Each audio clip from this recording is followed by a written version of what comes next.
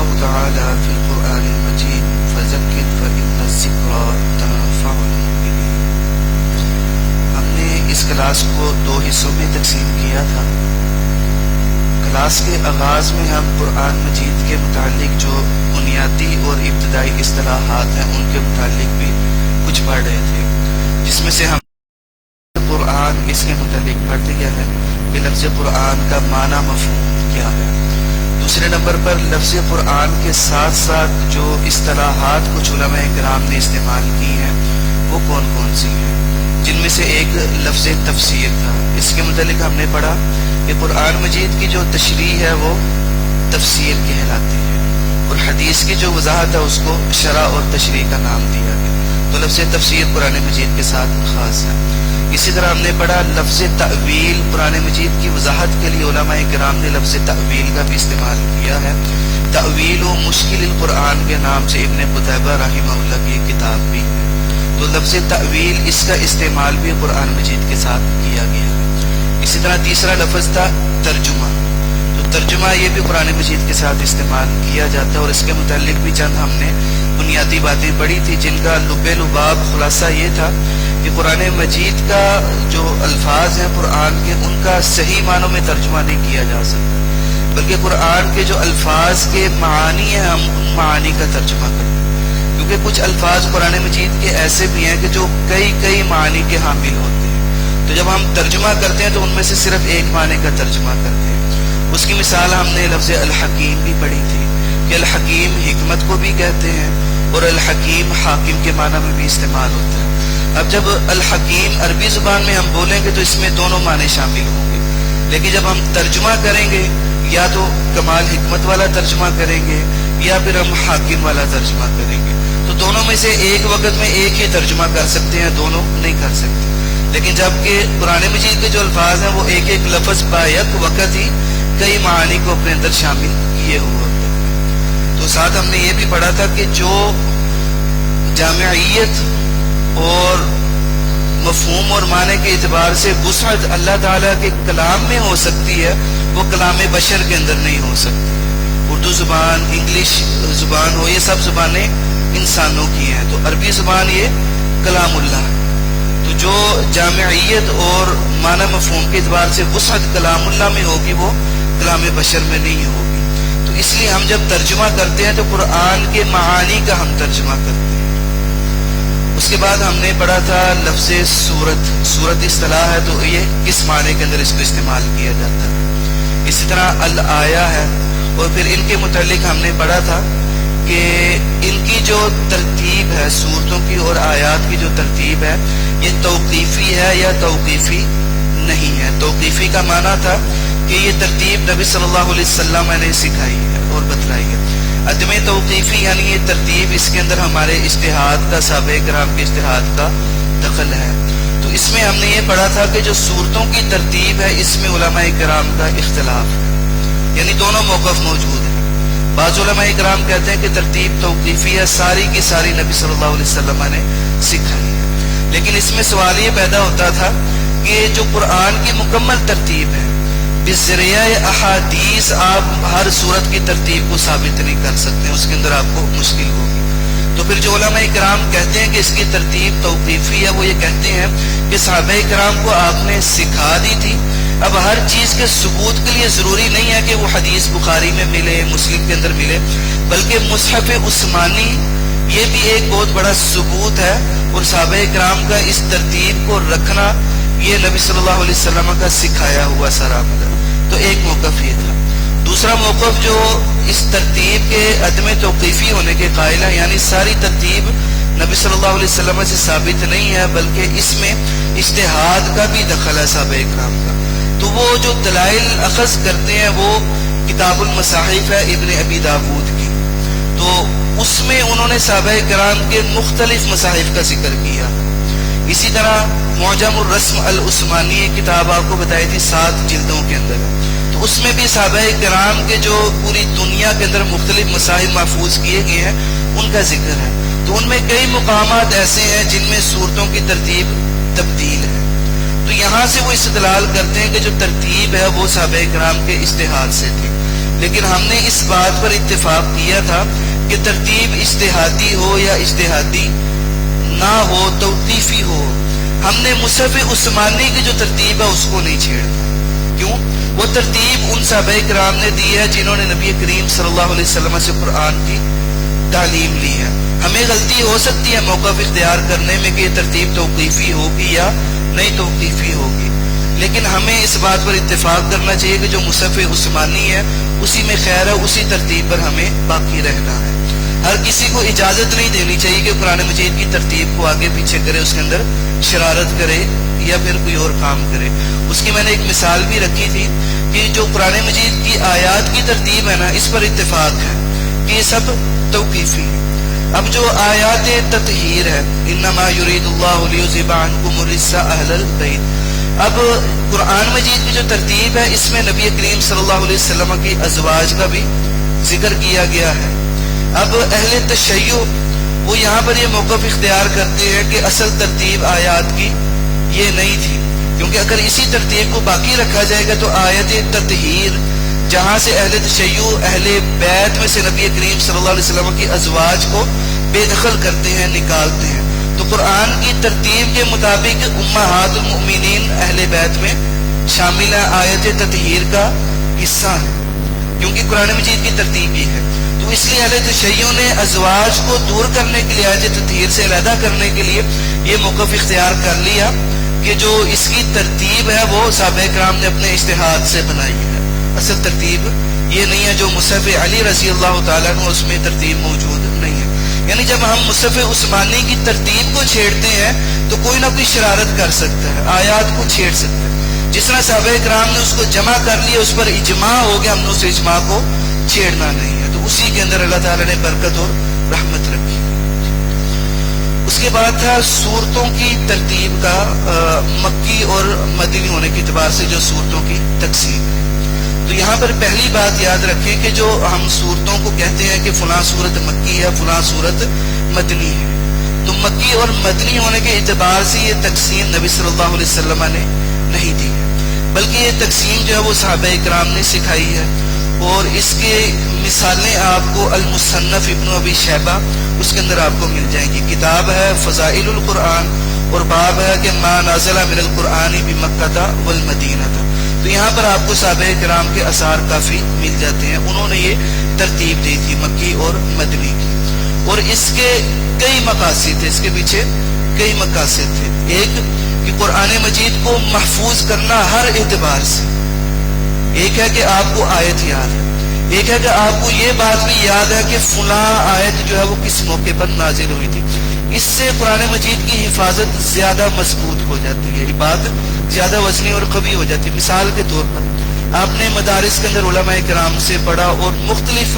علمی اور فنی باتیں آپ نے ان سے سیکھی تھی، لیکن جب آپ کو موقع یاد ہوتا ہے کہ مجھے فلاں استاد نے فلاں موقع پر وہ فلاں بات کہی تھی، تو آپ کی بات میں زیادہ وزن ہوتا ہے، وہ بات زیادہ محفوظ سمجھی جاتی ہے اور اس پر لوگ زیادہ اعتبار کرتے ہیں۔ تو مکی اور مدنی کی جو تقسیم ہے اس کا ایک مقصد قرآن مجید کو صحیح معنوں کے اندر مضبوط طریقے سے محفوظ کرنا، ٹھیک۔ اور اسی طرح مکی اور مدنی کے تقسیم کے کچھ فوائد بھی ہیں کہ نبی صلی اللہ علیہ وسلم نے جو تبلیغ ہے سکھائی ہے، اس کے کچھ مراحل آپ کے سامنے رکھے، یعنی جس وقت مسلمان کمزور تھے، مکی زندگی تھی، تو اس وقت جو آیات اللہ تعالیٰ نے نازل کی تھی وہ توحید کے متعلق تھی کہ آپ کا عقیدہ مضبوط ہو، مسلمانوں کو جوڑنے کے متعلق تھے، ان کے اتفاق اور اتحاد کے متعلق تھی۔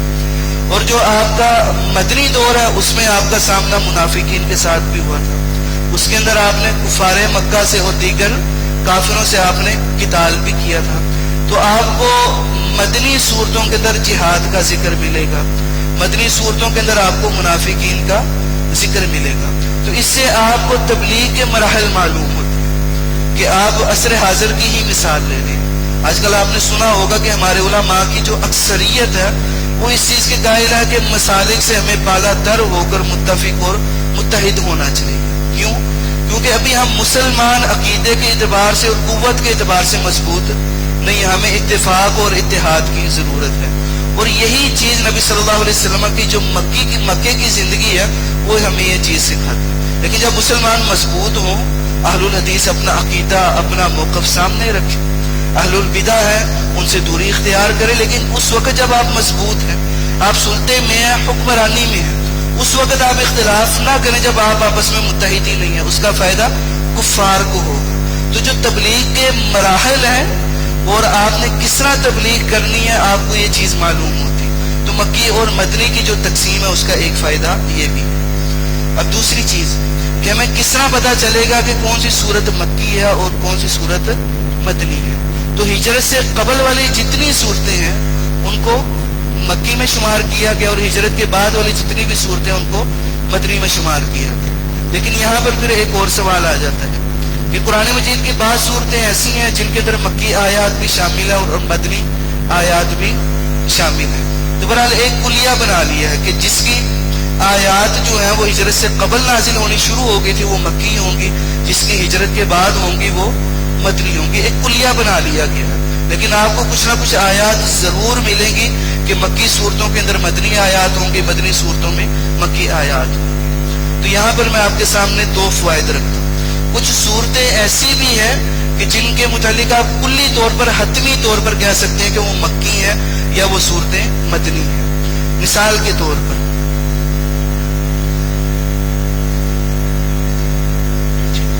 سورۃ المطففین ہے، یہ مدنی ہے۔ عبداللہ بن عباس رضی اللہ تعالیٰ عنہ سے ابن ماجہ کے اندر روایت ہے کہ جس وقت نبی صلی اللہ علیہ وسلم مدینے کے اندر آئے تھے تو لوگ بہت زیادہ خباثت کیا کرتے تھے ماپ تول میں، تو فانزل اللہ سبحانہ وتعالی ویل للمطففین، سورۃ المطففین کو اللہ تعالیٰ نے نازل کر دیا۔ فاحسنوا الکیل بعد ذلک، سورۃ المطففین اس کے متعلق آپ حتمی طور پر کہہ سکتے ہیں کہ سورت مدنی ہے۔ اسی طرح معوذتین ہیں، ان کے متعلق بھی آپ کہہ سکتے ہیں کہ یہ مدنی صورتیں ہیں۔ تو بعض صورتیں ایسی ملیں گی جن کے متعلق آپ حتمی طور پر دعویٰ کر سکتے ہیں کہ وہ مکی ہیں یا مدنی ہے، یعنی ان میں کوئی آیت دوسری ایسی نہیں ہے کہ صورت مکی ہو آیت اس کے اندر مدنی ہو۔ دوسرا فائدہ، بعض صورتیں ایسی بھی ہوں گی جو مکی ہیں اس کے اندر آیت مدنی ہوگی، یا صورت مدنی ہے کوئی نہ کوئی آیت اس کے اندر مکی ہوگی، یعنی اس کا نزول مکے کے اندر ہوگا۔ اس کی ایک مثال سورۃ ہود ہے، یہ مکی ہے، اس میں اللہ تعالیٰ نے ایک آیت نازل کی کہ وَأَقِمِ الصَّلَاةَ طَرَفَيِ النَّهَارِ وَزُلَفًا مِّنَ اللَّيْلِ إِنَّ الْحَسَنَاتِ يُذْهِبْنَ السَّيِّئَاتِ۔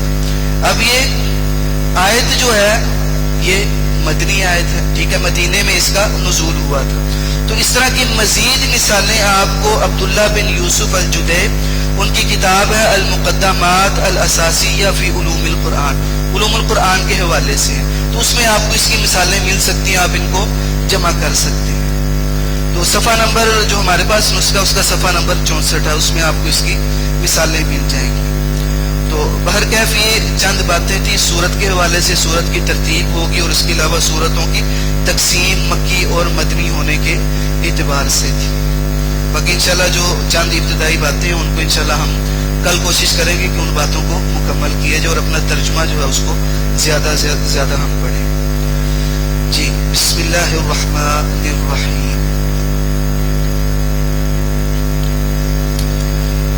قل کہہ دیجئے ان اگر کن ہو تم سب تحبون، تم سب محبت کرتے، اللہ تعالی سے 31 نمبر آیت ہے، سورۃ آل عمران ہے، سورۃ آل عمران ہے، 31 نمبر آیت ہے، صفحہ نمبر 49 ہے۔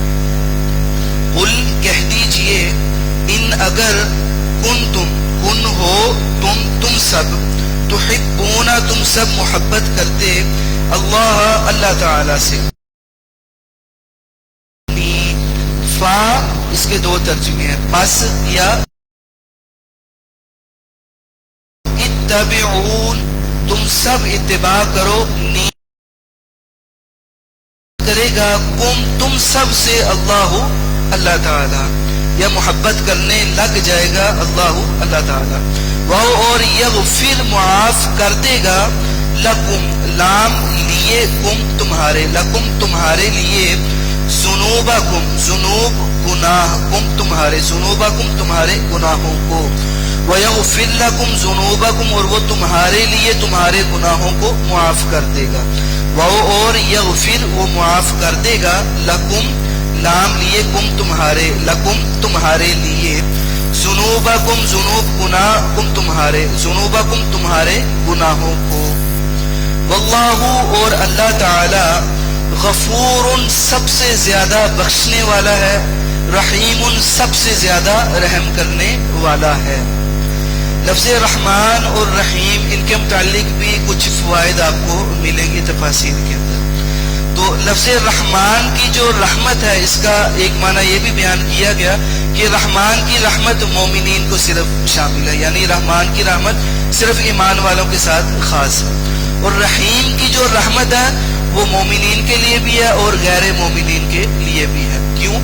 क्योंकि इन्नल्लाह युअति दुनिया मन युहिब्बु व मन ला युहिब्बु, अल्लाह ताला दुनिया हर किसी को देता है, जिससे मोहब्बत करता है यानी ईमान वाले उनको भी देता है, और जिनसे मोहब्बत नहीं करता उनको भी अल्लाह ताला देता है, हर शख्स को उसकी मेहनत का सिला देता है। तो रहीम की जो रहमत है ये ईमान वालों को भी शामिल है और उसके अलावा गैर ईमान वाले सबको शामिल है, यानी रहमान से ज्यादा रहीम की जो रहमत है वो माने के एतबार से ज्यादा वसी है। तो बहरकैफ ये एक फर्क तफसीर की किताबों में बयान किया गया। दूसरी बात आपने पढ़ा कि ये आयत जो है वो कुल से शुरू हुई है, कुल इन कुंतुम तुहिब्बूनल्लाह, कि कह दीजिए अगर तुम अल्लाह ताला से मोहब्बत करते हो तो मेरे पीछे चलो, मेरी इत्तिबा करो, तुमसे अल्लाह मोहब्बत करने लग जाएगा और तुम्हारे लिए तुम्हारे गुनाहों को वो मुआफ कर देगा। तो कई आयात आपने देखी होंगी या अय्युहन नास के साथ शुरू होती है, यानी मुख्तलिफ अंदाज है, मुख्तलिफ किस्म के अंदाज है, मुख्तलिफ किस्म के उसलूब।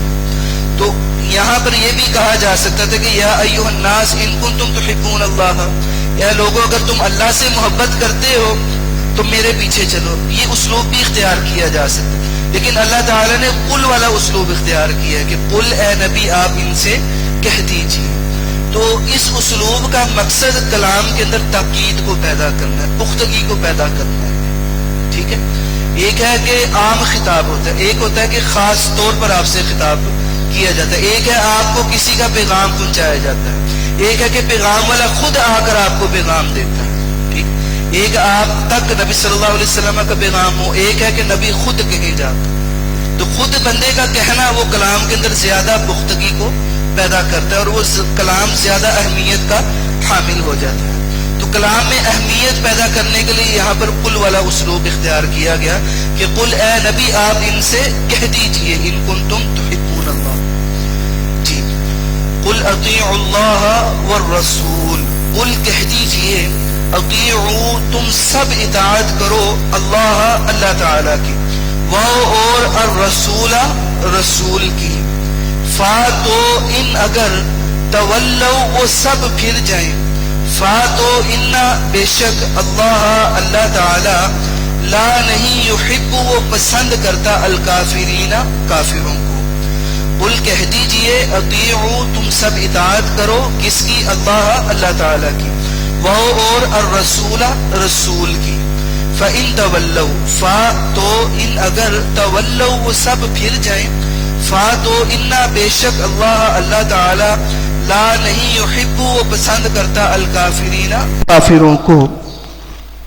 जी, अब यहाँ पर लफ्ज़ अर रसूल पर जो अलिफ लाम आया इसको अलिफ लाम अहदी ज़हनी कहा जाता है। अलिफ लाम है ये आपको लुगत के अंदर उसूल फ़िक़ह की किताबों के अंदर या दलालात लफ्ज़िया पर जो किताबें हैं उनके अंदर आपको अलिफ लाम कई किस्म के मिलेंगे, और बल्कि कई दफ़ा नाम एक होता है लेकिन उन इस्तिलाहात की तारीफ़ात वो मुख्तलिफ की जाती हैं। तो एक सादा सी तारीफ़ है अलिफ लाम अहदी ज़हनी की कि वो चीज़ जो आपके जहन के अंदर हो, मिसाल के तौर पर ज़ोहर है, नमाज ज़ोहर है, उसके शुरू में अलिफ लाम लगाएंगे तो उसके अंदर उमूम आ जाएगा। अज़्ज़ोहर यानी ज़ोहर की कोई भी नमाज हो सकती है, जितनी भी ज़ोहर की नमाजें हैं। लेकिन जब आप देखते हैं कि 12:15 हो गए हैं, उस वक्त उस्ताद लफ्ज़ ज़ोहर के साथ अज़्ज़ोहर लगाता है तो आपके जहन में क्या आएगा कि ज़ोहर की नमाज का वक़्त हो गया, क्योंकि 12:15 हो गए हैं, नमाज का वक़्त हो गया। तो जो चीज़ आपके जहन के अंदर मुतय्यन होती है तो उस चीज़ पर जब अलिफ लाम लगाया जाता है तो उस अलिफ लाम को अलिफ लाम अहदी ذہنی کہا جاتا ہے. تو یہاں پر الرسول ہے، تو اب رسول کتنے سارے ہیں، لیکن ذہن کے اندر کون ہے؟ محمد صلی اللہ علیہ وسلم. تو اس لیے اس الف لام کو الف لام عہد ذہنی کہا جائے گا. جی اس کے بعد ہے فَإِنَّ اللَّهَ لَا يُحِبُّ الْكَافِرِينَ. ان اس کا ترجمہ ہے بے شک، یعنی ایسی بات جس کے اندر شک و شبہ نہیں ہے. تو انا کے متعلق آپ نے پڑھا تھا کہ یہ بھی کلام کے اندر تاکید کو پیدا کرتا ہے، کلام کو مضبوط کرتا ہے کہ یہ پکی ٹھکی بات ہے کہ اللہ تعالیٰ کافروں سے محبت نہیں کرتا ہے. تو کلام میں تاکید یہاں پر پیدا کی گئی. جی ان اللہ اصطفى آدم ونوح وآل ابراہیم وآل عمران علی العالمین. انا بے شک اللہ تعالیٰ نے اصطفیٰ چن لیا آدم علیہ السلام کو، اور نوح علیہ السلام کو، اور آل ابراہیم کو، ابراہیم علیہ السلام کی اولاد اور نسل کو، اور آل عمران کو بھی اللہ تعالیٰ نے چن لیا ہے. تو اصطفیٰ یہ اس کا مفعول بن رہے ہیں، اور یہ واو عاطفہ درمیان میں آ رہی ہے کہ اللہ تعالیٰ نے چن لیا ہے کن کن کو؟ آدم علیہ السلام کو، نوح علیہ السلام کو، آل ابراہیم کو اور آل عمران کو چن لیا ہے. کن پر چنا ہے؟ علی العالمین، تمام مخلوقات پر. یہ العالمین یہ عالم کی جمع ہے، عالم بھی جمع ہے اور العالمین بھی جمع ہے. تو العالمین کو جمع الجمع کہہ لیں گے، یعنی ایسی جمع جو جمع کے اوپر بنائی گئی ہے. تو العالم مخلوق کو کہتے ہیں. ہر وہ چیز جو سوا اللہ کا سوا ہے اس کو آپ العالم کہیں گے، یعنی وہ العالم کے اندر آتی ہے. انسان ہیں، جنات ہیں، پوری مخلوق ہے، اس کو العالم کہا جائے گا. تو عالم سوا اللہ کے سوا ہر چیز کو عالم کہا جاتا. اور العالمین یہ جمع الجمع ہے. تو تمام مخلوقات پر اللہ تعالیٰ نے کن کو چنا ہے؟ آدم علیہ السلام کو، نوح علیہ السلام کو، آل ابراہیم کو اور آل عمران کو اللہ تعالیٰ نے چن لیا ہے. ذریتم بعضها من بعض. ذریتن یہ اولاد کو بھی کہتے ہیں، نسل کو بھی کہتے ہیں. اور لفظ ذریہ جو ہے یہ دو طرح کے لفظوں سے آپ کہہ سکتے ہیں بنا. ایک وازارہ سے بھی بنا ہے اور زارعہ سے بھی بنا ہے. زارعہ کا معنی ہوتا ہے پیدا کرنا، ٹھیک ہے، اور وازارہ کا معنی ہوتا ہے چھوڑنا، یعنی وہ نسل، وہ اولاد جس کو اللہ تعالیٰ نے پیدا کیا ہے، یا جس کو آپ اپنے پیچھے چھوڑ گئے ہیں. تو پیچھے کس کو چھوڑ کے جاتے ہیں؟ اولاد کو، اپنی نسل کو، اپنے قبیلے اور خاندان کو. تو برا کیا ہے؟ ذریہ سے مراد اولاد اور نسل ہے. تو ذریتن اولاد ہے، نسل ہے. بعضها اس کا بعض، من بعض بعض سے ہے، من سے بعض بعض، یعنی اس کا بعض جو ہے وہ بعض سے، یعنی یہ ایک دوسرے سے ہیں.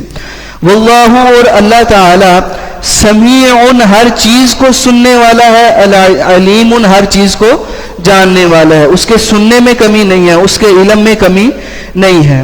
تو یہ بھی بتایا تھا کہ جب اللہ تعالیٰ کی صفات کا ذکر ہو تو اس وقت لغوی ترجمے کے ساتھ ساتھ شرعی ترجمہ اس کا بھی آپ نے خیال کرنا ہے. سمیع صرف سننے والا نہیں ہے، بلکہ اللہ تعالیٰ کی ذات کو آپ نے مد نظر رکھنا ہے کہ اس کے سننے میں کمی نہیں ہے، وہ ہر چیز کو سننے والا ہے. اسی طرح اس کے علم میں کمی نہیں ہے اور ہر چیز کا مکمل علم اس کے پاس ہے. جس وقت قالت کہا امرأۃ عورت نے، بیوی نے، عمران علیہ السلام کی کہ ربی میرے رب، انی بے شک میں نے، نظرت میں نے نظر مانی ہے، لکا آپ کے لیے، ما جو فی میں بطنی بطن پیٹ کو، یا میرے، ما جو فی میں بطنی میرے پیٹ میں ہے، ما فی بطنی جو میرے پیٹ میں ہے، محررہ آزاد کیا ہوا، فتقبل تو آپ قبول کریں، منی مجھ سے، یعنی میری طرف سے.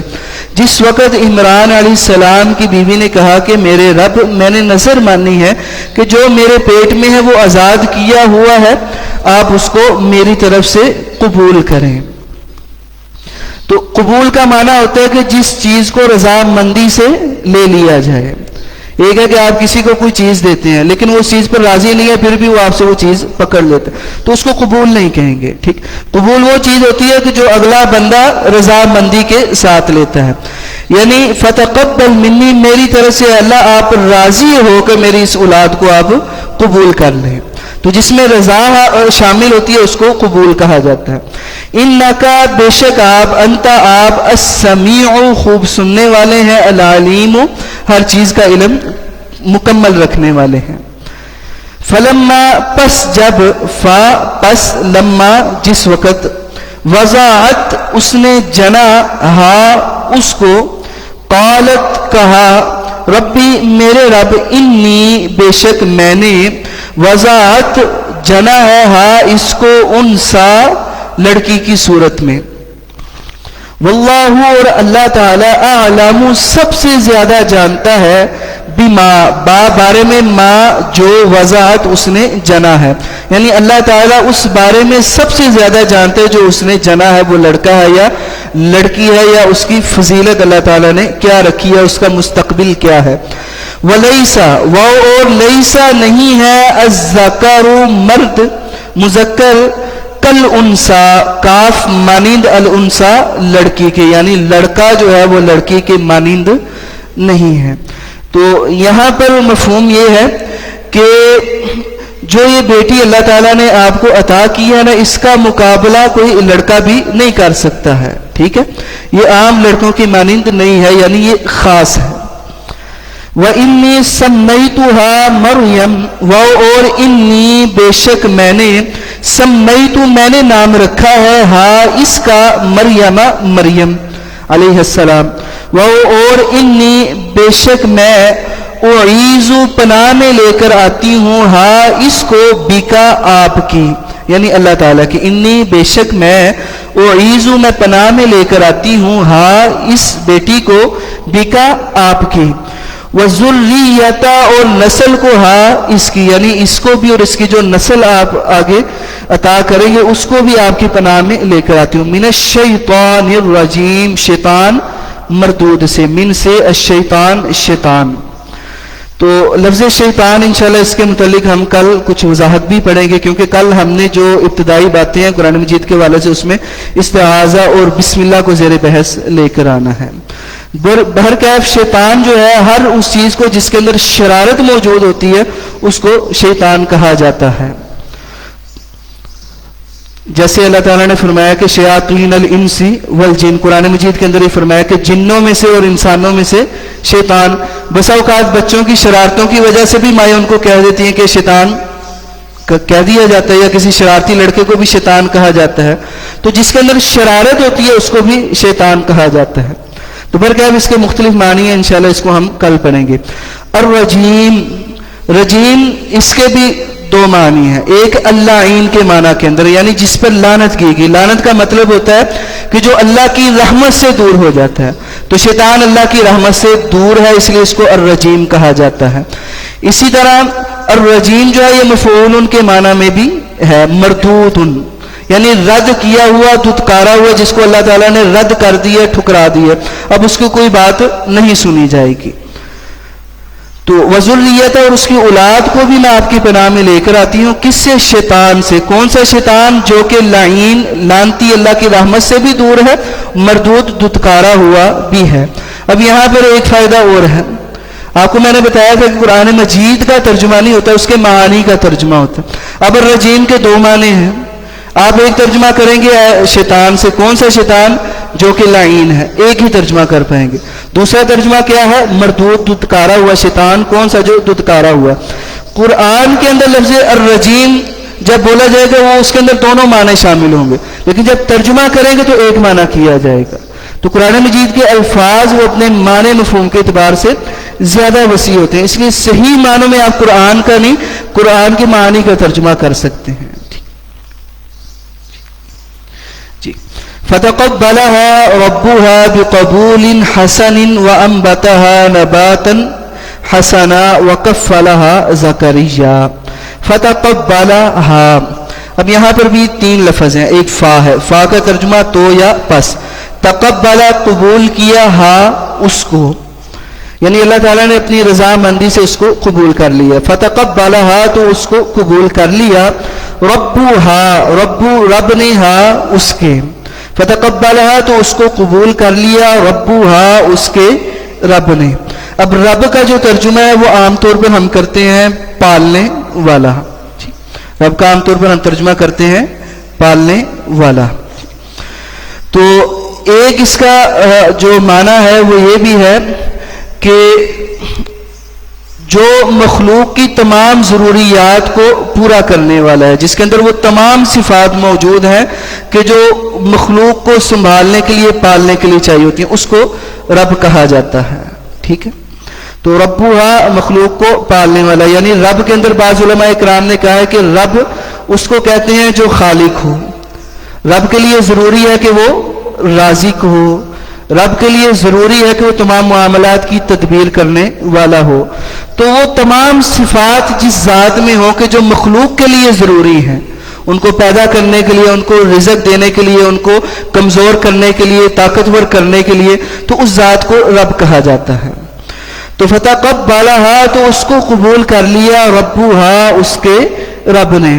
اور لفظ رب آپ دیکھیں گے کہ قرآن مجید کے اندر جہاں مخلوق کا ذکر ہوتا ہے نا، زیادہ تر لفظ رب کا وہاں پر استعمال ہوتا ہے، کیونکہ رب کا جو تعلق ہوتا ہے وہ مخلوق کے ساتھ ہے، کہ لفظ رب جس نے مخلوق کو پیدا کرنا ہے، اس کو رزق وغیرہ دینا ہے، تو اس لیے لفظ رب زیادہ تر مخلوق کے ساتھ ذکر کیا جاتا ہے. مثال کے طور پر الحمدللہ رب العالمین، العالمین تمام مخلوقات کو کہا جاتا ہے. اللہ تعالیٰ الہ العالمین بھی یہاں پر استعمال کر سکتے تھے، لیکن کیا لفظ استعمال کیا؟ رب.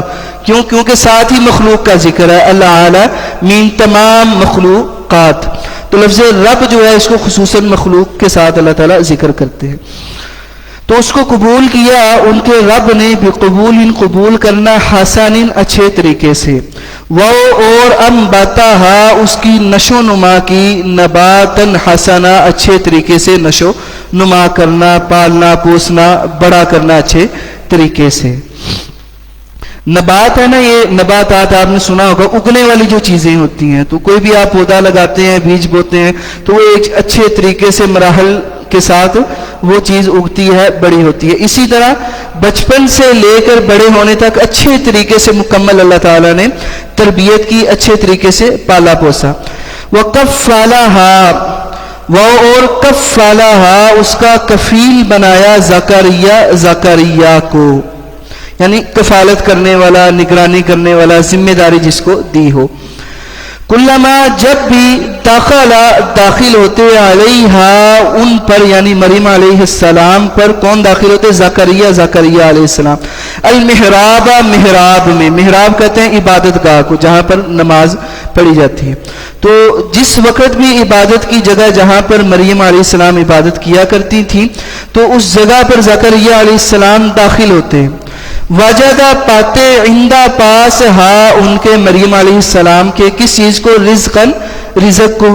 وجدہ، پاتے، عندہ، پاس، ہا، مریم علیہ السلام کے، رزقاً، رزق کو، یعنی ان کے پاس جب بھی وہ داخل ہوتے تو ان کے پاس رزق ہوتا. کفیل جو ہے وہ زکریا علیہ السلام ہے، ذمہ داری جو ہے وہ کھانا لانے کی ان کی ہے، لیکن جب بھی وہ محراب میں جاتے ان کے پاس پہلے سے ہی کھانا موجود ہوتا. قال، کہا، یا مریم، یا اے مریم، مریم، انا، کہاں سے، لاکی، آپ کے لیے، لام لیے کی، آپ، انا، کہاں سے، لاکی، آپ کے لیے، ہاذا، یہ، یعنی یہ کہاں سے آپ کے لیے آیا ہے. قالت، فرمایا، ہوا وہ، من عند اللہ، اللہ کی طرف سے ہے، من سے، عند، جانب یا طرف، اللہ، اللہ کے، تو ہوا من عند اللہ، وہ اللہ کی جانب سے ہے. ان اللہ یرزق من یشاء بغیر حساب، ان، بے شک، اللہ، اللہ تعالی، یرزق، وہ رزق دیتے ہیں، من، جس کو، یشاء، وہ چاہتے ہیں، بغیر حساب، بغیر کسی بھی قسم کے حساب کے. تو غیر، بغیر، حساب، حساب کے تنوین جو ہے اس کے اندر عموم ہے، یعنی کسی بھی قسم کا حساب اس کے بغیر اللہ تعالیٰ جس کو چاہتے ہیں وہ رزق دیتے ہیں. ہنالک دعا زکریا ربا، ہنالک، اسی جگہ، دعا، دعا کی، زکریا نے، ربہ، اپنے رب سے. ہنا آپ کہہ لیں جگہ ہے، اور لام جو ہے یہ بعد اور دوری کو بیان کرنے کے لیے یہاں پر لایا گیا، یعنی اسی جگہ. ٹھیک، تو ہنالکا اسی جگہ دعا کی زکریا علیہ السلام نے ربہ اپنے رب سے. قال کہا ربی میرے رب حب آپ مجھے ہبا کریں لی مجھے من سے لدن جانب کا اپنی من لدن کا اپنی طرف سے اپنی جانب سے من سے لدن جانب کا اپنی. قال کہا ربی میرے رب حب آپ ہبا کریں لی مجھ کو من لدن کا اپنی جانب سے کیا چیز ذریتن اولاد طیبتن پاکیزہ اچھی اولاد. ہبا اس چیز کو کہتے ہیں جو بغیر عوض کے کسی کو دی جاتی ہے. ایک ہے کہ آپ تجارت کرتے ہیں لین دین کرتے ہیں, ایک ہے ہبا کہ آپ کسی کو بغیر معاوضے کے کوئی چیز عطا کرتے ہیں. تو کہا کہ اے اللہ مجھے بغیر معاوضے کے کسی بھی چیز کے معاوضے کے بغیر اپنی طرف سے آپ مجھے اولاد عطا کریں اور ایسی اولاد جو پاکیزہ اور برگزیدہ نیک اولاد ہو. انکا بے شک آپ سمیع الدعائی دعا کو سننے والے ہیں. سمیع سننے والے الدعائی دعا کو. یہ جو والا ترجمہ ہے نا اس طرح کے الفاظ پیچھے بھی کئی گزرے ہیں, یہ اضافت کا ایک اسلوب ہے. تو اس اسلوب کے اندر والا ترجمہ آ جاتا ہے. سمیع کا اکیلے ترجمہ ہے سننا اور الدعا دعا کو کہتے ہیں. سمیع الدعا دعا کو سننے والا, یہ اضافت کے اسلوب میں یہاں پر والا ترجمہ ہوگا. تو بے شک آپ دعا کو سننے والے ہیں. فنادته الملائکۃ وهو قائم یصلی فی المحراب. فنادت تو اس کو آواز, فنادت تو آواز لگائی ہو اس کو یعنی زکریا علیہ السلام کو, الملائکۃ فرشتوں نے, وہ اس حال میں کہ ہوا وہ قائم کھڑے ہوئے تھے, یصلی وہ نماز پڑھ رہے تھے, فی المحراب عبادت گاہ کے اندر. ان اللہ بے شک اللہ تعالی یبشرو کا وہ آپ کو خوشخبری دیتے ہیں. اب ایک لفظ ہوتا ہے انا, ایک ہوتا ہے انا, دونوں کا ترجمہ ہے بے شک. تو زیادہ تر جو لفظ ہے وہ انا ہی پڑھا جاتا ہے, لیکن انا جو ہے وہ بسا اوقات اس کا استعمال کیا جاتا ہے یعنی حمزہ کے فتح کے ساتھ. تو جس وقت ہم انا پڑھتے ہیں تو اس وقت اس کے شروع میں حروف جارہ کو مقدر اور حذف مانا جاتا ہے. تو ان اللہ بے شک اللہ تعالی یبشرو کا وہ آپ کو خوشخبری دیتے ہیں. بیحییٰ با کا ترجمہ بارے میں اور یحییٰ یحییٰ کے بارے میں آپ کو خوشخبری دیتے ہیں. مصدقاً تصدیق کرنے والا ہے, بکلمتین کلمے کی, من اللہ اللہ کی طرف سے. وہ سیداً اور وہ سردار ہے, وہ حصوراً اور وہ مضبوط ہے یعنی عقیدے کے اعتبار سے جسمانی اعتبار سے وہ مضبوط ہے. وہ نبیًا اور وہ نبی ہے, من الصالحین نیک لوگوں میں سے ہے, من سے الصالحین نیک لوگ. قالا کہا ربی میرے رب, ربی میں یا یہاں پر نہ پوشیدہ ہے. رب کا تو ترجمہ ہو گیا پالنے والی ذات, ہم ترجمہ کر رہے ہیں رب کا یہاں پر میرے رب. آپ یہ دیکھیں کہ ربی کے نیچے یہاں پر زیر آئی ہے, تو زیر اس چیز کی طرف اشارہ ہے کہ یہاں پر یا کو حذف کیا گیا جس یا کا ترجمہ ہوتا ہے میرا. تو ربی میرے رب. انا کس طرح یکون ہوگا لی میرے لیے غلام بچہ, غلام. تو انا جو ہے یہاں پر تعجب کے لیے ہے کہ انہوں نے تعجب کیا کہ میرے لیے کس طرح کوئی بچہ ہو سکتا ہے. واو حالانکہ واو کے بھی دو ترجمے ہوتے ہیں, ایک ہوتا ہے ترجمہ اور ایک ہوتا ہے حالت بیان کرنے کے لیے واو لائی جاتی ہے, تو یہ فرق آپ نے یاد رکھنا.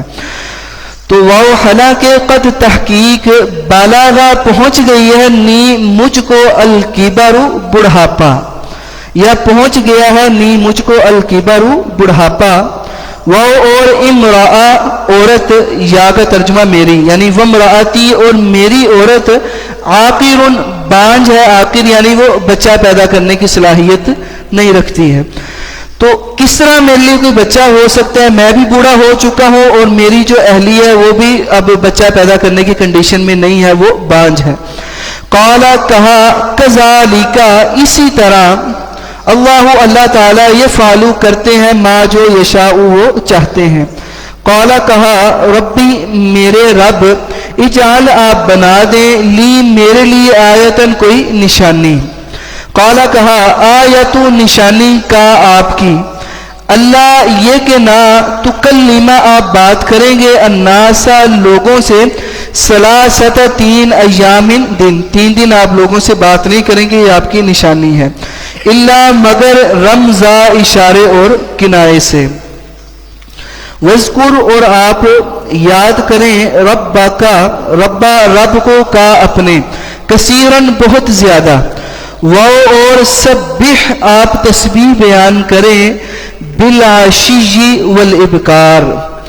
आशीज कहते हैं कि दिन का जो आखिरी वक्त होता है, आखिर उन नहार को आशीज कहा जाता है। इबकार जो है वो अव्वल उन नहार को कहा जाता है, यानी शाम का वक्त या दिन के आखिरी वक्त को आप तस्बीह बयान करें, और इबकार यानी सुबह सुबह का अव्वल उन नहार का जो वक्त आपने अल्लाह की तस्बीह को बयान करना है।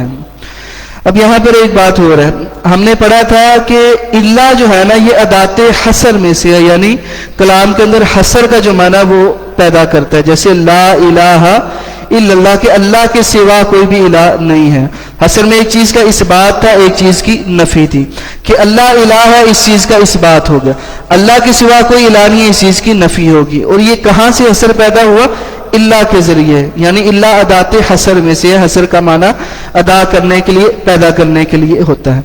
अब यहाँ पर भी इल्ला रमजा आ गया है, तो यहाँ पर एक बात याद रखें कि इल्ला जो है हसर का माना उस वक्त पैदा करते जब उसका सियाक नफी वाला होता है। जब सियाक नफी वाला होगा, ला इलाहा इल्लल्लाह में नफी है कि अल्लाह के सिवा कोई इलाह नहीं है, तो जब सियाक नफी वाला होगा तो उस वक्त कलाम के अंदर हसर जो है वो इल्ला पैदा करता है। जी, व इज़ क़ालतिल मलाइकतु या मरियम इन्नल्लाह अस्तफ़ाकी व तहहरकी वस्तफ़ाकी अला निसाइल आलमीन। वो और इस जिस वक़्त क़ालत कहा अल मलाइकतु फरिश्तों ने, या मरियम, या ए मरियम मरियम, इन्ना बेशक अल्लाह अल्लाह ताला ने इस्तफ़ा चुन लिया है कि आपको, वह और तहरा पाक कर दिया है कि आपको, वह और इस्तफ़ा चुन लिया है कि आपको, अला ऊपर निसाई औरतों के अलालमीन तमाम जहानों की, यानी जो मखलूक में से तमाम औरतें, उन तमाम औरतों पर फजीलत देकर अल्लाह ताला ने आपको चुन लिया है। या मरियमु, ए मरियम, उक़नुती, आप फर्मा बरदार हो जाएं, फर्मा बरदारी को इख्तियार कर लें, ले रब्बी की, सिर्फ अपने रब के लिए, लाम सिर्फ लिए, रब्बी रब की अपने, ले रब्बी की सिर्फ अपने रब के लिए।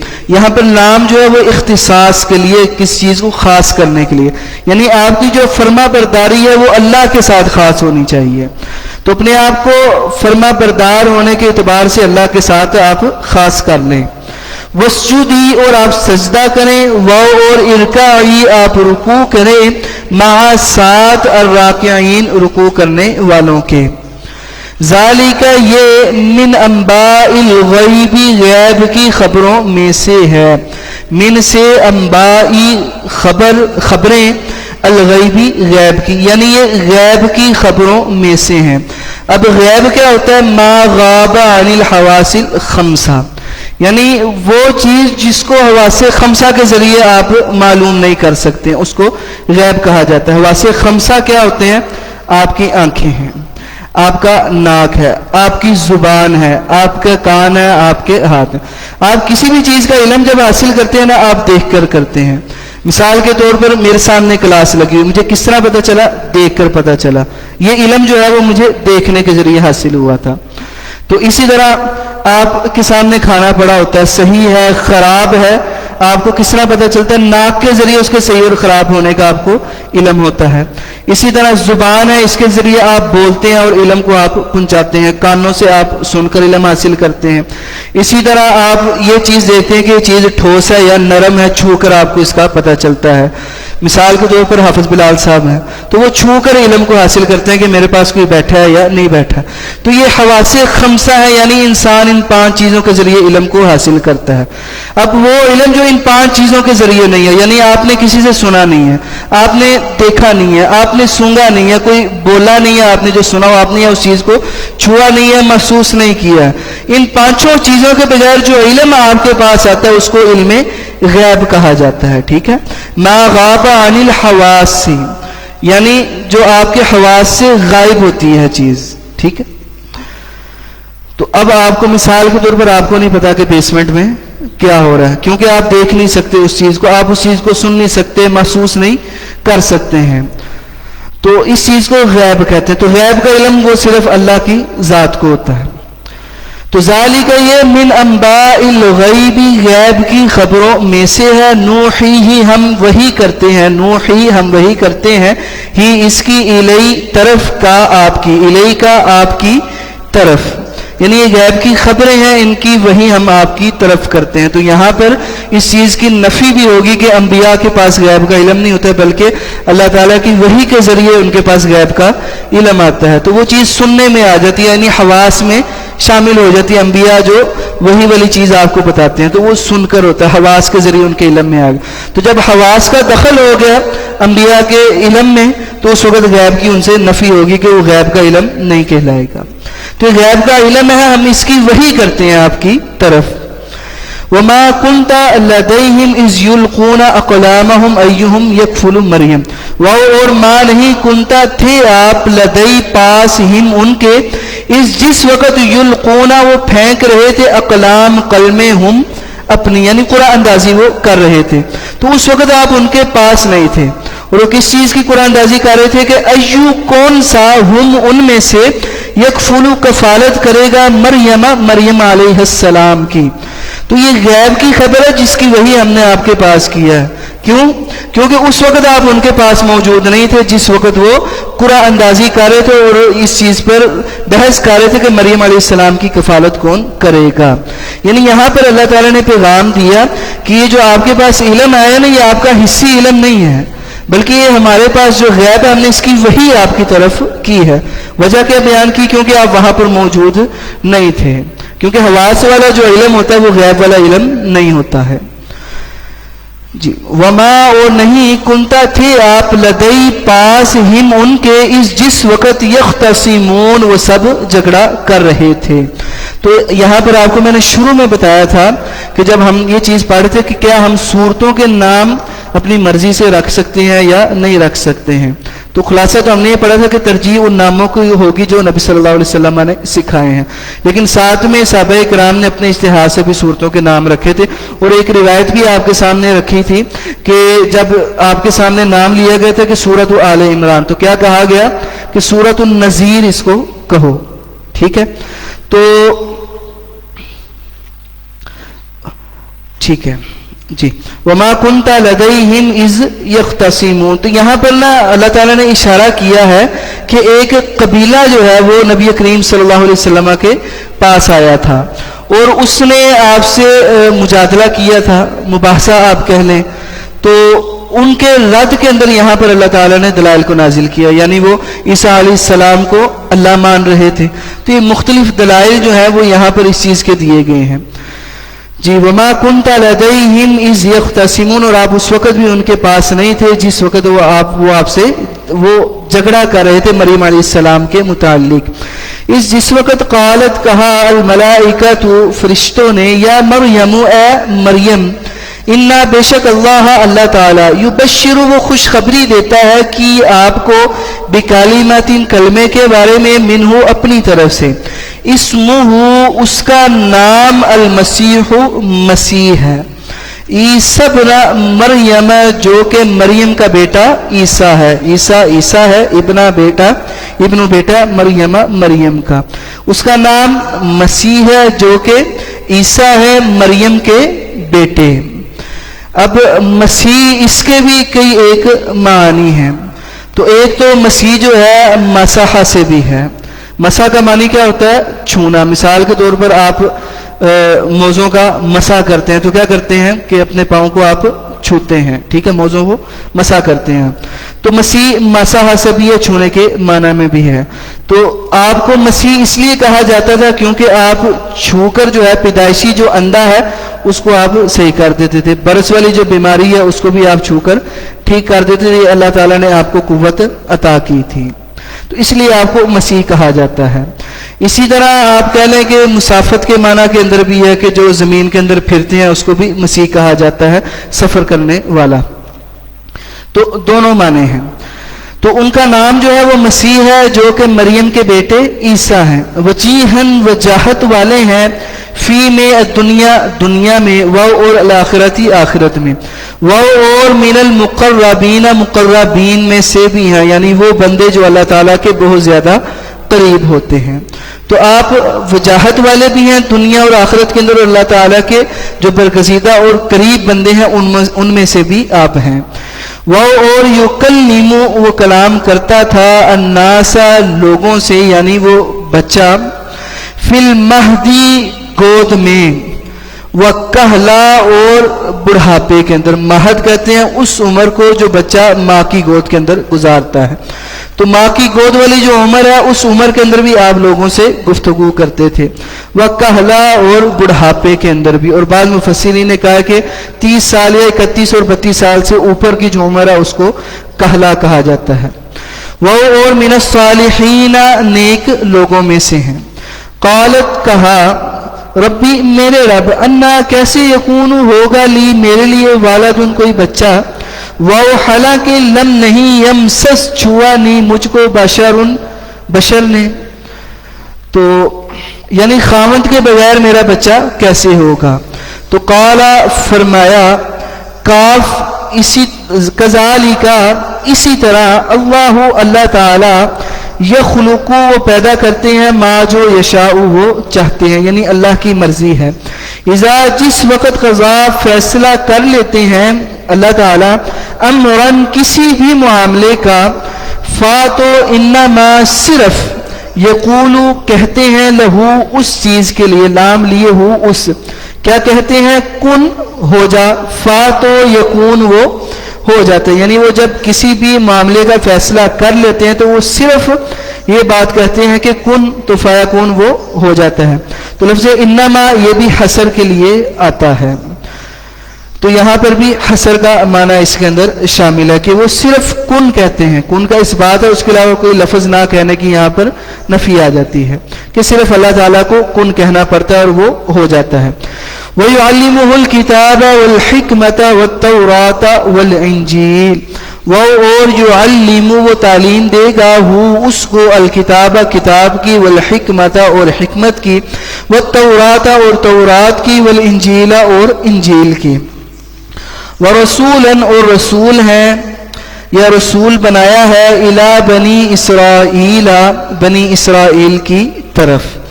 انی، بے شک میں، قد، تحقیق، جئتکم بآیۃ من ربکم. جئتو کا اصل ترجمہ جو ہے وہ یہ ہے کہ میں آیا. جئتو، میں آیا. لیکن جو نحو، صرف اور گرامر کے طالب علم ہیں ان کو پتا ہوگا ایک لفظ ہوتا ہے لازم اور ایک ہوتا ہے متعدی. مختصراً آپ کے سامنے. تو جئتکم کا اصل ترجمہ تھا لازم والا، لیکن بعض جو آیت ان کے ساتھ اس نے اس کو متعدی کے ترجمے میں شامل کر دیا ہے. تو یہاں پر جئتو کا یہ ترجمہ نہیں ہوگا کہ میں آیا، بلکہ ترجمہ ہوگا انی، بے شک میں، قد، تحقیق، جئتو، میں لایا، کم، تمہارے پاس، آیت، نشانی، لے کر آیا. ترجمے میں جو تبدیلی آئی ہے وہ با کی وجہ سے، تو با نے اس کو لازم سے متعدی میں شامل کر لیا. قد جئتکم، تحقیق میں تمہارے پاس لایا ہوں، بآیت، نشانی، من ربکم، رب کی طرف سے، من سے، ربی، ربکم، تمہارے، یعنی تمہارے رب کی طرف سے میں تمہارے پاس نشانی لے کر آیا ہوں. انی، بے شک میں، اخلق، بناؤں گا، لکم، تمہارے لیے، من الطین، مٹی سے، کہیئت الطیری، کاف، طرح، ہیئتی، حالت، الطیری، پرندے کی، یعنی پرندے کی حالت کی طرح یا پرندے کی مانند میں مٹی سے تمہارے لیے بناؤں گا. تخلیق ہوتا ہے کسی چیز کو پہلی مرتبہ بنانا. ایک ہے کہ کوئی چیز آپ کے پاس موجود ہے، 2-3 چیزیں آپ کے پاس موجود ہیں، آپ اس سے کوئی چیز بنا لیتے ہیں. جیسے آپ کہہ رہے ہیں ٹیکنالوجی ہے یا یہ بلڈنگ ہے، یہ چیزیں ساری پہلے سے ہی اللہ تعالیٰ نے بنا کے رکھی ہیں. ہم ان کو اپ گریڈ کرتے ہیں، کوئی نہ کوئی نئی شکل و صورت ہم ان کو دے دیتے ہیں. اس کو تخلیق نہیں کہا جاتا ہے. تخلیق ہوتا ہے کہ کوئی چیز عدم ہے، اس کا وجود ہی نہیں ہے، اس کو پہلی مرتبہ بنانا. تو تخلیق وہ یہ صرف اللہ تعالیٰ کی ذات کے ساتھ خاص ہے. تو یہاں پر بطور نشانی کی اللہ کے رسول ہیں، اللہ تعالیٰ نے ایک طاقت آپ کو عطا کی تھی. تو اب میں نے یہاں پر تخلیق کا ترجمہ جو ہے وہ یہ نہیں کیا کہ میں پیدا کروں گا تمہارے لیے. ٹھیک، تخلیق اللہ تعالیٰ نے اپنے ساتھ خاص رکھی ہے، یعنی آدم علیہ السلام تھے، کوئی مٹیریل نہیں ہے، آپ نے ان کو سب سے پہلے بنا دیا تھا۔ ایک ہے کوئی مٹیریل، کوئی چیز موجود ہوتی ہے، آپ اس سے کوئی نہ کوئی چیزیں آپ بناتے ہیں، صفحہ ہے، سیاہی ہے، انک ہے، آپ اس سے کتاب بنا لیتے ہیں، چیزیں پہلے موجود ہوتی ہیں، آپ اس سے کوئی چیز بناتے ہیں۔ ایک ہے کوئی بھی چیز نہیں ہے، آپ نے اس چیز کو پہلی مرتبہ بنانا ہے، اس کو تخلیق کہتے ہیں، اور یہ اللہ کی ذات کے ساتھ خاص ہے۔ اب یہاں پر انہوں نے جو چیز بنائی ہے وہ کس سے بنائی ہے؟ اس مٹی سے جو اللہ تعالیٰ نے پہلے ہی بنائی ہوئی ہے، اس لیے تخلیق والا آپ نے ترجمہ یہاں پر نہیں کرنا ہے، ٹھیک ہے؟ تو آپ نے یہاں پر کرنا ہے کہ انی بے شک میں اخلوقو میں بناؤں گا، ٹھیک ہے؟ میں پیدا کروں گا نہیں ترجمہ ہوگا، کیوں؟ کیونکہ یہاں پر مٹی پہلے سے ہی موجود ہے، اللہ کی بنائی ہوئی ایک چیز موجود ہے، اس سے آپ اللہ کی توفیق سے، اللہ کی مدد سے آپ آگے کوئی پرندہ بنا رہے ہیں، ٹھیک ہے؟ تو اس لیے ہوگا کہ میں بناؤں گا، پیدا کروں گا اس وقت ہے کہ جب کوئی مٹیریل، کوئی بھی چیز موجود نہیں ہے، اس وقت کوئی چیز بنانی ہوتی ہے، ٹھیک ہے؟ تو اخلوقو میں بناؤں گا، لکم تمہارے لیے، من الطین مٹی سے، کہ ہیئۃ الطیر پرندے کی مانند، فانفخ فیہ، فا تو انفخ میں پھونک ماروں گا، فیہ اس میں، فی میں ہی اس، اب پھونک سانس یہ کس نے دیا ہے ان کو؟ اللہ تعالیٰ نے عطا کیا ہے، یعنی وہ چیزیں اللہ تعالیٰ نے پہلے بنا لی ہیں، آپ نے مزید آگے کوئی چیز بنانی ہے، اس لیے پیدا والا ترجمہ نہیں ہوگا بلکہ بناؤں گا۔ فانفخ تو میں پھونک ماروں گا، فیہ اس میں، فیکون تو وہ ہو جائے گا، طیرن پرندہ، یعنی پرندے کی شکل میں وہ ہو جائے گا، بِإِذْنِ اللَّهِ اللہ تعالیٰ کی اجازت کے ساتھ یا ذریعے، با کا ترجمہ ساتھ یا ذریعے، اذن اجازت اللہ، اللہ کی، یعنی اللہ کی اجازت کے ذریعے وہ پرندہ بن جائے گا، یا اللہ کے حکم کے ذریعے وہ پرندہ بن جائے گا۔ وَأُبْرِئُ اور میں درست کرتا ہوں، بری کرتا ہوں، الْأَكْمَحَ پیدائشی اندھے کو، پیدائشی اندھے کو بری کرتا ہوں، کس چیز سے؟ جو اس کا اندھا پن ہے اس سے، یعنی اس کا اندھا پن میں ختم کرتا ہوں۔ تو عام طور پر ترجمہ ہوتا ہے ابریئو میں درست کرتا ہوں، اصل ترجمہ کیا ہے؟ میں بری کرتا ہوں، ٹھیک ہے؟ تو یعنی اس کا جو پیدائشی اندھا پن تھا اس سے میں اس کو بری کر دیتا ہوں۔ والابرص اور برس والے کو اس کی بیماری سے میں بری کر دیتا ہوں۔ تو محاورتاً ہوگا کہ میں اس کو درست کرتا ہوں، ابریئو کا محاورتاً ترجمہ ہے کہ میں درست کرتا ہوں، اصل ترجمہ بری ہے۔ وَأُحْيِي اور میں زندہ کرتا ہوں، الموتى فوشدگان کو، فوشدہ کو، بِإِذْنِ اللَّهِ اللہ کی اجازت کے ساتھ یا اللہ کے حکم کے ساتھ۔ وَأُنَبِّئُكُمْ بِمَا تَأْكُلُونَ وَمَا تَدَّخِرُونَ فِي بُيُوتِكُمْ اور انبئ میں خبر دیتا ہوں، کم تم سب کو، بما بارے میں، ما جو، بما اس بارے میں جو، تأکلون تم سب کھاتے ہو، اور ما جو، تدخرون تم سب ذخیرہ کرتے ہو، فی بیوتکم، فی میں بیوت گھر یا گھروں، کم اپنے، فی بیوتکم اپنے گھروں میں جو تم ذخیرہ کرتے ہو، انا بے شک، فی میں، ذالک اس، ان فی ذالک بے شک اس میں، لآیتن البتہ نشانی ہے، لکم تمہارے لیے، ان اگر کن ہو تم سب، مؤمنین ایمان والے، اس میں بے شک نشانی ہے اگر تم ایمان والے ہو تو۔ وَمُصَدِّقًا لِمَا بَيْنَ يَدَيْهِ مِنَ التَّوْرَاةِ وَلِأُحِلَّ لَكُمْ بَعْضَ الَّذِي حُرِّمَ عَلَيْكُمْ وہ اور مصدقاً تصدیق کرنے والا ہے، لما اس چیز کی جو، بین یدیہ اس سے قبل ہے، من التوراتی تورات سے، وہ اور لأحل لام تاکہ احل میں حلال کروں، لکم تمہارے لیے، بعض الذی وہ جو، حرم حرام کر دیا گیا تھا، علیکم تم پر۔ تو الذی اس کے متعلق بھی آپ نے پڑھ لیا تھا کہ یہ کسی چیز کی وضاحت کے لیے آتا ہے، جیسے قرآن کے متعلق کہا گیا کہ ھدی للمتقین، یہ متقین کے لیے ہدایت ہے۔ متقین کون تھے؟ ان کی وضاحت الذی کے ذریعے ہی، الذین یؤمنون بالغیب۔ تو اسی طرح میں تمہارے لیے بعض کو حلال کروں، وہ بعض کیا ہے؟ الذی کے بعد اس کا ذکر کیا گیا، اس کی وضاحت کی گئی۔ تو الذی کا مقصد ہوتا ہے کہ ما قبل جو چیز بیان کی گئی ہے اس سے پہلے جو چیز ہے اس کی وضاحت آگے کی جائے۔ تو بعض کی یہاں پر وضاحت ہے کہ بعض کس کو حلال کروں؟ حرم حرام کر دیا گیا تھا علیکم تم پر، یعنی اس باز کو حلال کروں جو تم پر حرام کر دیا گیا تھا. وجئتکم بآیت، یہاں پر بھی متعدی والا ترجمہ ہوگا، پیچھے وضاحت گزر گئی ہے. وجئتکم بآیت، اور میں تمہارے پاس لے کر آیا ہوں نشانی آیت، من ربکم رب کی طرف سے، تمہارے رب کی طرف سے، من سے ربی ربکم تمہارے. فاتقوا، پس تم سب اللہ سے ڈر جاؤ. فتقوا اللہ، فا تو یا پس، تو تم سب اللہ تعالیٰ سے ڈر جاؤ، یا پس تم سب اللہ تعالیٰ سے ڈر جاؤ. اور اطیعون، تم سب اطاعت کرو میری. پیچھے آپ کو بتایا تھا کہ لفظ رب کی با کے نیچے زیر کیوں ہے، یہ کہ وہاں پر اصل میں یا تھی لیکن اس کو عربی کلام کے قواعد کی وجہ سے حذف کر دیا گیا ہے، غائب کر دیا آپ کہہ رہے ہیں، ٹھیک ہے. تو اصل میں ربی تھا جس کا ترجمہ تھا میرا رب، یا کا ترجمہ ہوتا ہے میرا. تو اسی طرح یہاں پر بھی نون کے نیچے آپ کو زیر نظر آ رہی ہے، یہ اشارہ ہے اس چیز کی طرف کہ یہاں پر بھی یا کو حذف کیا ہے. تو وَأَطِيعُونَ کا اصل ترجمہ ہے تم سب اطاعت کرو، تو یہاں پر یا حذف ہے، ترجمہ ہوگا وَأَطِيعُونِ، اور تم سب میری اطاعت کرو. اِنَّا، بے شک اللہ، اللہ تعالی، ربی میرا رب ہے، اور ربکم تمہارا رب ہے. فَاعْبُدُوهُ، تو تم سب اس کی عبادت کرو. ھذا، یہ صراط، راستہ ہے، مستقیم، بالکل سیدھا.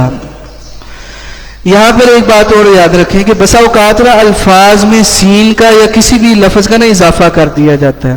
تو جب کسی لفظ کا کسی لفظ میں اضافہ ہو تو اس میں معنی کے اندر بھی اضافہ ہوتا ہے. مثال کے طور پر حیض ہے، اس کے ساتھ ایک لفظ استحاضہ بھی آتا ہے، ٹھیک. حیض جو ایام مخصوصہ کے اندر خواتین کو خون آتا ہے، بلوغت کے بعد اس کو حیض کہا جاتا ہے. تو اب اس کے جو دن ہوتے ہیں وہ خواتین کی روٹین کے مطابق مقرر ہوتے ہیں، تو اس خون کو حیض کے خون کا نام دیا.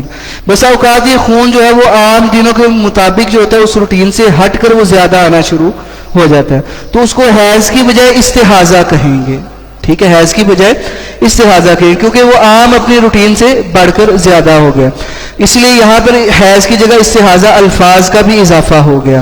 تو جب الفاظ کا کسی لفظ میں اضافہ ہو تو معنی کے اندر بھی اضافہ. تو ایک ہے سیدھا، ایک ہے مستقیم میں سین کو بھی لایا گیا ہے. تو کیا معنی ہوگا؟ سیدھا ترجمہ نہیں کریں گے، سین ایک اضافی لفظ یہاں پر ہے، تو مستقیم بالکل سیدھا راستہ. جی، ھذا، یہ صراط، راستہ ہے، مستقیم سیدھا نہیں بلکہ بالکل سیدھا جو راستہ ہے. تو معنی کی زیادتی بھی یہاں پر ہم نے کرنی ہے، الفاظ کی زیادتی کے ساتھ معنی کی زیادتی بھی لازم آتی ہے. فلما، پس جب، فا پس یا تو، لما جب، تو جب یا پس جب، احس محسوس کیا، عیسیٰ نے، منہم ان سے، من سے ہم ان سے، الکفر کفر کو، قالا کہا، من کون ہے، انصاری میرا مددگار، یا کا ترجمہ ہے میرا، انصار مددگار. من کون ہے انصاری میرا مددگار، اللہ اللہ کی طرف. قالا کہا، الحواریون حواریوں نے، حواری بھی مددگار کو ہی کہتے ہیں، یعنی آپ کے وہ ساتھی جو آپ کے مددگار ہیں وہ آپ کے حواری کہلائیں گے. ایک تو لوگ نعرے بھی لگاتے ہیں نا کہ قدم بڑھاؤ ہم آپ کے ساتھ ہیں، جب قدم بڑھایا جاتا ہے عوام پیچھے سے غائب ہو جاتے ہیں، ان کو حواری نہیں کہتے ہیں، ٹھیک. حواری وہ ہوتا ہے کہ جو صحیح معنوں میں آپ کے ساتھ چلنے والے ہوتے ہیں. تو حواریوں نے کہا کہ نحن انصار اللہ، نحن ہم سب انصار، مددگار ہیں اللہ کے. تو کون ہے اللہ کی طرف مدد کرنے والا؟ تو حواریوں نے آواز لگائی کہ ہم سب مددگار ہیں اللہ کے. جی، آمنا، ہم سب ایمان لے آئے ہیں، باللہ اللہ پر، با کا ترجمہ ہوگا پر، یا ساتھ ترجمہ کر لے کہ ہم اللہ کے ساتھ ایمان لے کر آئے، یعنی ہمارا ایمان اللہ کے ساتھ جڑا ہوا ہے، اللہ کے ساتھ خاص ہے. وشہد، اور آپ گواہ رہنا، بِأَنَّا، بے شک ہم سب مسلمون مسلمان ہیں. یعنی با کا ترجمہ بھی یہاں پر ساتھ والا ہوگا کہ ہمارے ساتھ اس چیز پر آپ گواہ رہنا کہ ہم سب مسلمون مسلمان ہیں، مطیع اور فرما بردار ہیں. اسلام کا معنی کہ اپنے آپ کو تابع کر لینا، تو مسلمون اس چیز کے آپ گواہ رہنا کہ ہم سب تابع دار ہیں. ربنا، ہمارے رب، یا ہم سب کے رب. آمنا، ہم سب ایمان لے آئے ہیں. ربا، رب نا، ہم سب کے، نا جو ہے یہ جمع کی ضمیر ہے. یہ جمع کے لیے استعمال ہوتا ہے. ربنا ہم سب کے پروردگار، آمنا ہم سب ایمان لے آئے ہیں، بما اس چیز پر جو، یا اس چیز کے ساتھ جو، با کا ترجمہ ساتھ یا پر، ما جو انزلتا آپ نے نازل کیا، وہ اور اتبعنا ہم پیچھے چل پڑے ہیں. ایک ہوتی ہے اطاعت اور ایک ہوتی ہے اتباع. اطاعت ہے کوئی بات آپ تسلیم کر لیتے ہیں، مان لیتے ہیں. اتباع ہوتی ہے کہ آپ نے ہو بہو جس طرح آپ کو حکم دیا کہ آپ نے اس کو اسی طرح تسلیم کرنا ہے. مثال کے طور پر نماز تو سب پڑھتے ہیں، اطاعت سب کرتے ہیں، لیکن نماز کا طریقہ کس کا؟ نبی کریم صلی اللہ علیہ وسلم کے مطابق ہے. جس کا مطابق نہیں ہے وہ اطاعت کر رہا ہے. ٹھیک ہے، نماز سب پڑھیں وہ اطاعت کریں. جس کا طریقہ آپ صلی اللہ علیہ وسلم کے مطابق ہے وہ اتباع بھی کر رہا ہے. تو اتباع جس طرح آپ کو بتایا گیا بالکل اسی طرح آپ نے کام کرنا. تو واتبعنا اور ہم سب نے اتباع کی، الرسول رسول کی. فاکتبنا تو آپ ہم سب کو لکھتے ہیں، فاتو اکتب آپ لکھ دیں، نہ ہم سب کو، مع ساتھ الشاہدین گواہوں کے. وہ اور مکروا انہوں نے تدبیر کی، یا آپ کہہ لیں انہوں نے چال والا راستہ اختیار کیا، یعنی مکروا انہوں نے مکر و فریب دھوکہ اختیار کرنے کی کوشش کی. تو یہاں پر آپ کو ایک اور بات بتائی تھی کہ لفظ مکر یہ اللہ کے ساتھ بھی استعمال ہوا اور منافقین کے ساتھ بھی استعمال ہوا. منافقین کے لیے جب مکر کا ترجمہ کرنا ہے تو وہ چال چلنے کا ترجمہ کرنا ہے، آپ نے سازش والا ترجمہ کرنا ہے، مکر و فریب والا کرنا ہے. اللہ کے ساتھ جب لفظ مکر کا استعمال ہو تو اس وقت تدبیر والا آپ نے ترجمہ کرنا ہے، کیونکہ اللہ جو ہے اس کو مکر کی ضرورت نہیں ہے، اس کو کوئی چال چلنے کی ضرورت نہیں ہے. اللہ تعالیٰ معاملات کی تدبیر کرتے ہیں. جی ومکروا اور انہوں نے سازش کی، مکر کیا. وہ اور مکر اللہ اللہ تعالیٰ نے تدبیر کی.